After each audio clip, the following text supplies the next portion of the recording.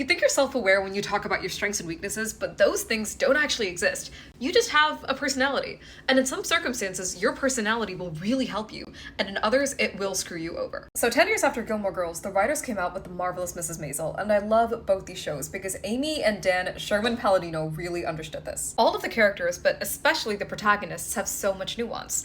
What makes them amazing and unique and shine in some circumstances makes them completely infuriating in others. The most classic example might be Rory Gilmore, who is careful, rule-abiding, and diligent.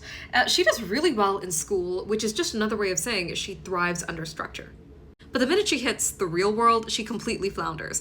And some fans hate it. They say that the writers ruined Rory, and other people identify with her because they know what it's like to be the gifted kid who ended up nowhere. But the truth is, some people just do really well when there is a clear path to success and validation. Other people, like Rory's mother Lorelai, hate structure. They find it suffocating. They want to carve their own path, and they don't see rules as guidelines, they see them as limitations. Lorelai hates all of the rules of posh society. She is rebellious to the point of stupidity. She gets pregnant, she runs away from home, but then after that, she actually does really well. She is beloved in the town that she lives in, and she works her way up from maid to manager to eventually owner of a really successful business. I like to think of it as cooking versus baking. With baking, if you have a good recipe, the more precisely you follow the instructions down to the type of flour and sugar, the better. With cooking, even if you have the best recipe in the world, there's so much variation in the ingredients that you can get your hands on and the type of stuff that you're using that you basically have to improvise to get a good result. And some people love the spontaneity and improvisation of cooking, whereas others find a lot of peace and reassurance in following the steps of a baking recipe exactly. And it's funny because I think there is a very noticeable pattern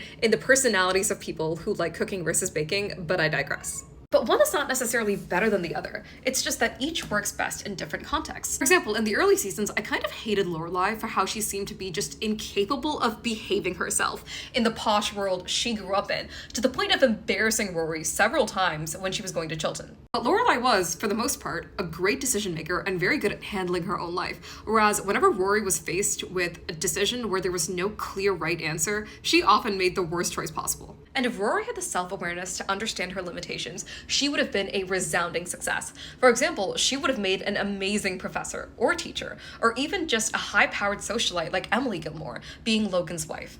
But in part because she idolized her mother so much and wanted to be a free-spirited adventurer like her, she pursued that, and quite frankly, that was what screwed her over. I write about this in an essay called On Talent and Temptation on my Substack. The link is in my bio. But what this actually means for you is that there's no point in hating yourself for who you are. You just need to find the circumstances in which you can best shine.